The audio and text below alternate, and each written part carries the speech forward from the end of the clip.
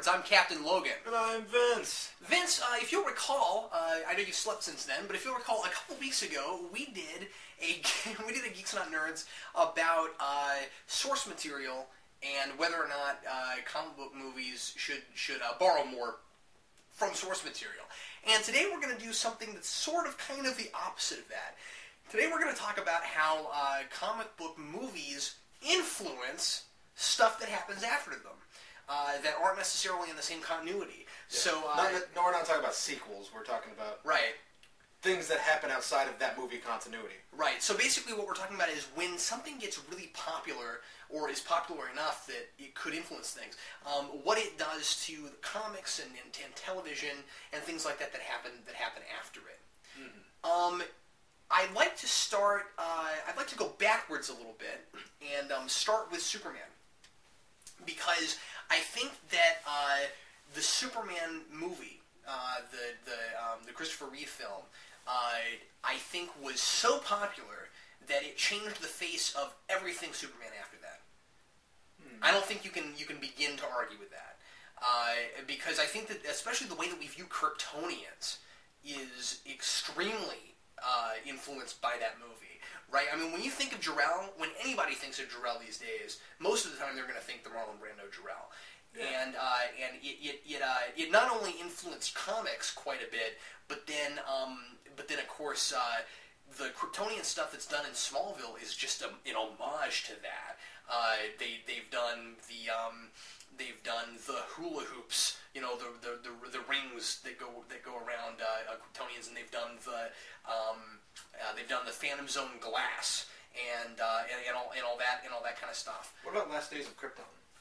What about Last Days of Krypton? Was that echoing the Superman? Are you talking about the novel? The novel? Yeah, there was some stuff from that. I think that there were certainly some things that were borrowing from that, but there was, I mean, it borrowed from Smallville. It borrowed from like every major Superman thing that had been around. Yeah, no, that hadn't occurred to me. I realized that early Superman is a very different character than current Superman, or even 10 years ago Superman.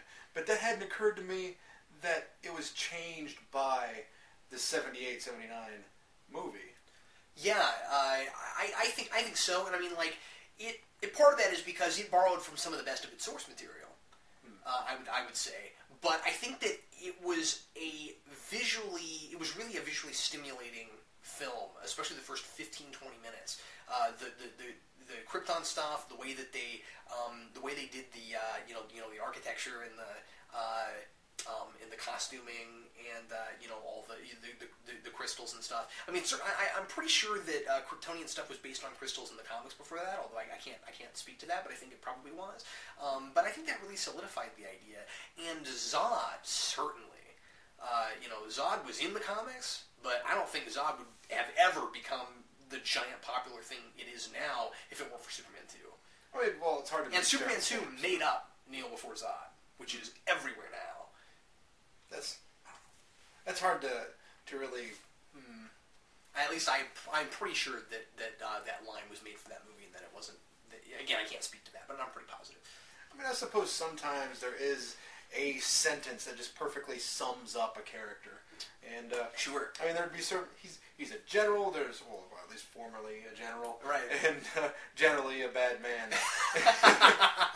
And it's. I don't know, it just makes sense that we would latch on to something from a genre that everybody can enjoy, which is cinema. And sure. and just say, this is it. This is the culmination. So it makes sense. However, I don't think it's a bad thing when it's done for the right reasons and when it borrows from the right stuff. I don't think that it's necessarily a terrible problem that Zod got popular because of that movie. I do think that Zod has sometimes been overused, and I think he's certainly been done badly, but so has a lot of things. So have a lot of things. But then some of the other stuff, like some of the Kryptonian stuff and things like that, I'm glad that they go to Superman because I have such reverence for it, and I understand why other people have such reverence for it. And then I think there are other examples where it's only done because people are trying to cash in on the movies. I don't think that's the case with Superman, especially since some of that stuff was done so many years afterwards. I don't think it was cashing in so much as latching onto things that people were familiar with, and I think that's different. I think that can be different. I suppose If I that would makes any agree sense. that it could be different. But I don't think there's anything wrong with cashing in as long as you're doing it right. Okay. I suppose that, in my mind, that's the difference. I mean, like, But I Batman think the there's a Animated difference between Series... I have reverence for something and I just want to make a buck off of it. That's all I'm saying. But yeah. Well, you know, in my mind, Batman the Animated Series was trying to ride the coattails of the success of the Batman '89 film. Yeah, and it's nothing like it. Yeah. Well, I would disagree to some extent. Maybe visually, it's a little bit like it. That's what I'm saying. It's not. It's not like it in storytelling. Well, that's the thing. It's not like that. It's not like it in characterization. I know who that Bruce Wayne is. See, that's what I'm saying though. Is that they're making their buck off of making something recognizable in some way. They say, here's the music, here's the visual style, sure, and this is what you guys were looking for all the time. However, they're also like, we're going to add this dimension with, I don't know, a story. Yeah, they're going to try to make something more sophisticated. So therefore, they have reverence for their own material even. Sure. And yet they want to use something that they're going to cash in on. And for the best stories in the comics and things like that. Mm-hmm. However, you are right in the idea that Bruce Wayne and Michael Keaton look nothing alike between the animated series and the movie. Well, and certainly lots of other things. But yeah, the things that made that movie successful are the things that they borrowed. And it worked because it made sense. Doing such a very stylized, timeless kind of Gotham City, you can't necessarily place the time period, and that's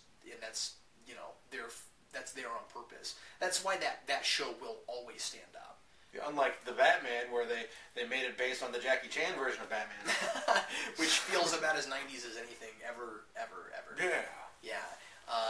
But anyway, yeah. Let's look at let's touch on some other examples and talk about when it works and when it doesn't. When borrowing from the movies to plunge something forward is a good idea and when it's not.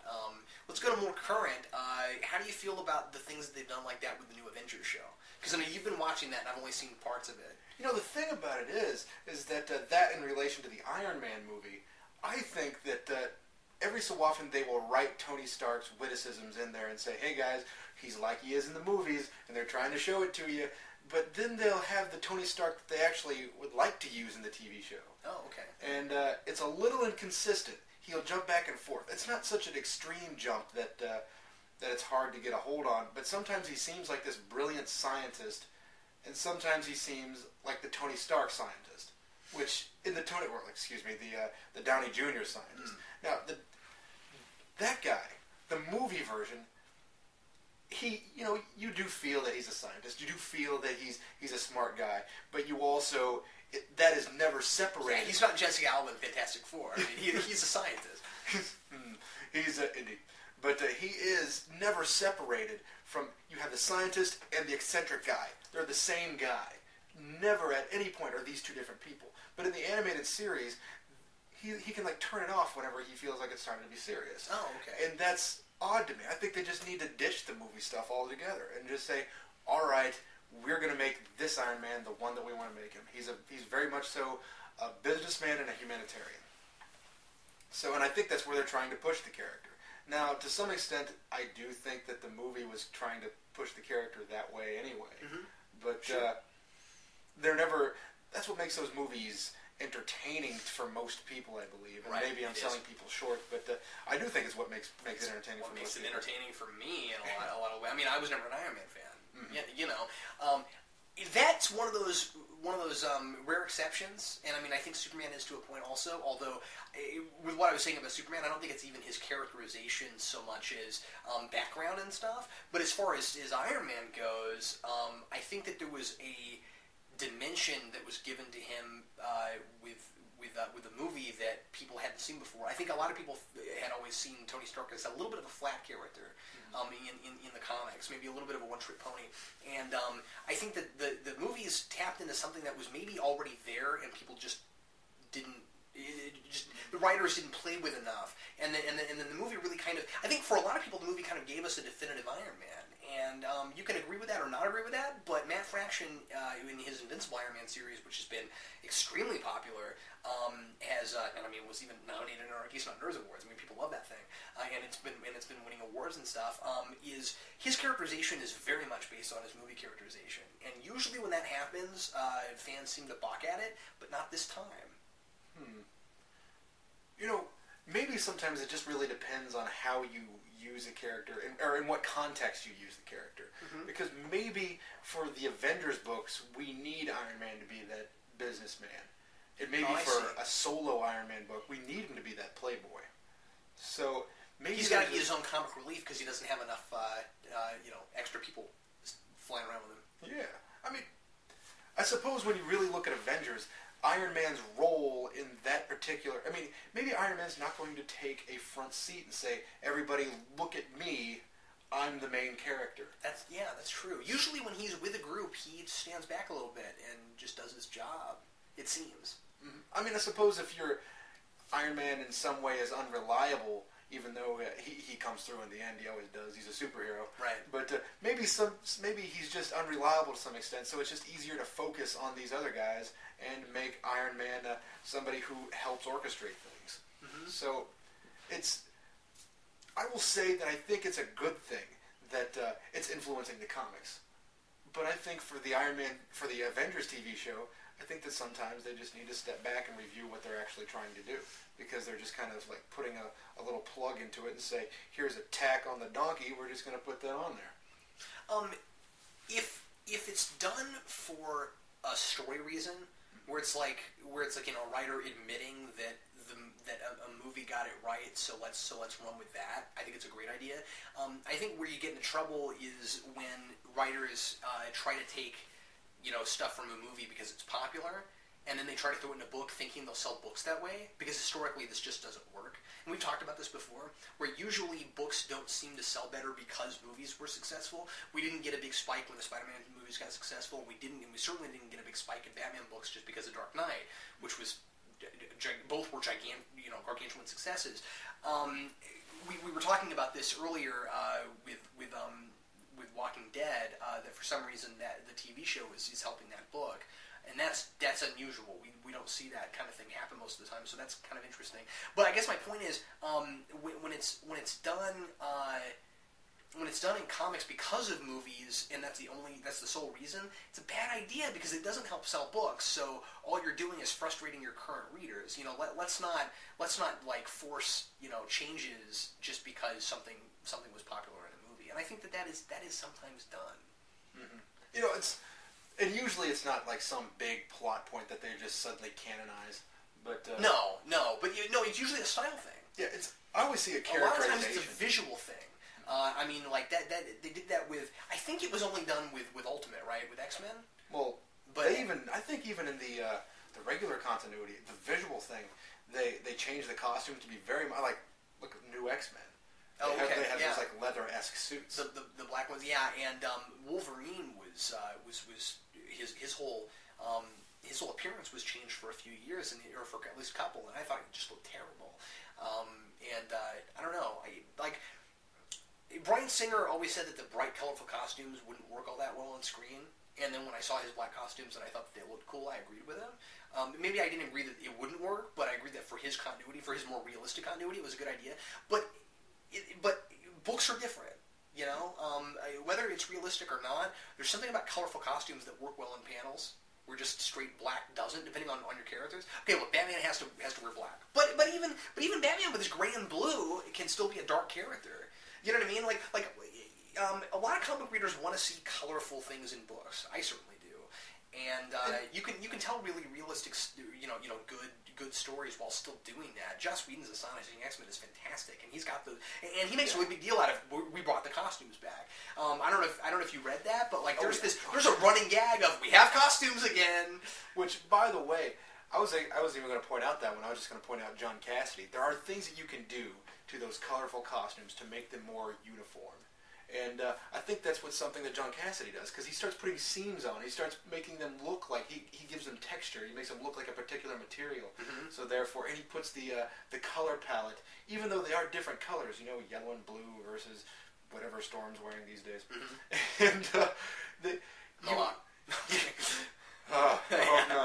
But you can pull the muteness back and forth of the costumes to make them look like they are part of a team, as opposed to just a bunch of superheroes that jump together and are now a book, or are now in a book. Are now in book now. Can you think of any characters that you feel got kind of ruined by movies, where like we had to go back and mess with them, or like for some reason we just can't get the movie version out of our heads? The one I think of is the Penguin. Yeah, you pointed that out earlier. Go ahead. I don't know if you agree with this or not, Vince. I feel like there are writers that just have not been able to get away from Tim Burton's style of the Penguin, which for some reason just in no way whatsoever ever worked for me, and especially doesn't work in comics, because maybe it's just because I liked the way the Penguin was done before. Not that I'm a huge fan or anything of that character, but the Penguin as like the really highly intelligent, like says a lot of big words, and yet kind of he's that mob boss who lives in the underground, and like he pretends like he has more of a highfalutin lifestyle than he really does. You know what I mean? And I always liked that, and you got that Batman the Animated Series. That was the version you got there. Of course, that started before Batman Returns happened, and you saw that. And I mean, you still get it in the comics to a point, but like recently, the Penguin has been in a few books, and he's especially been in Birds of Prey, and he has that some, but then he also is gross all at the same time, and I don't like that. I miss the old version, and I think that Tim Burton's Penguin kind of changed that. When I watch the animated series, I think of a particular episode when I think of the Penguin, and that's the one where the Penguin is trying to go straight, and that those rich people are messing with his mind and trying to make a fool out of him, and ultimately he just goes back to crime because it's easier than having to deal with these people as a civilian would. But I suppose they're all civilians. He's just a criminal as well. Right. But so when I think of the Penguin, that's what I think of. But then I look at action figures made of him, and like the last action figure I saw of him was this short, squat, little animalistic-looking creature. Yeah. And something that you would expect to just crawl out of a sewer. So therefore, I have to assume that they can't get the Burton version out of their minds. But, I mean, you even pointed the Batman out before we started recording. Right. And their little jagged teeth. Where he's got his mouth, like, wrapped nearly all the way around his head. Mm-hmm. I mean, they try to turn the Penguin into a creature where I don't know, maybe I'm remembering Adam West Batman a little wrong, but I remember the Penguin having this grimace, and he's always holding something in his teeth. Yeah, he was. So, in a way, I suppose that in a way echoes. But that's because, but he wasn't really animalistic in that show. He still kind of had that same, he kind of had the same like highbrow thing going on a little bit. But you got to remember that show, anytime it had an animal-based character, they always acted a little bit like the animal they were parodying. So the Penguin had his penguin waddle, and he wah all the time, and that's why he had that thing in his mouth, because it made him sound like a penguin. I mean, Catwoman purred and meowed all the time too. So I mean, that's just what the '60s show did. And then they had the Elephant Man on in there. And I mean, anybody else would always have puns.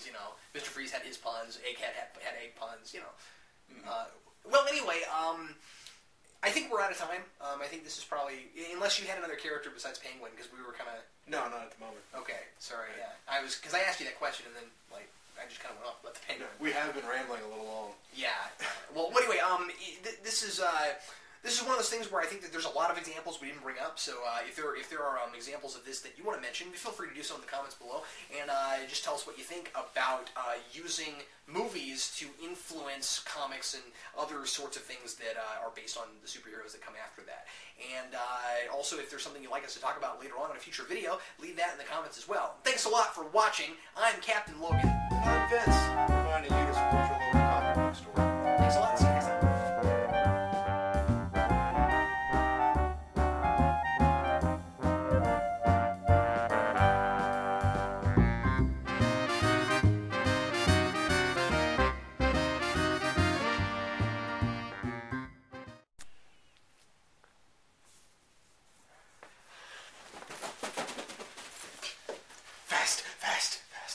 That was my impression of the Flash in slow motion.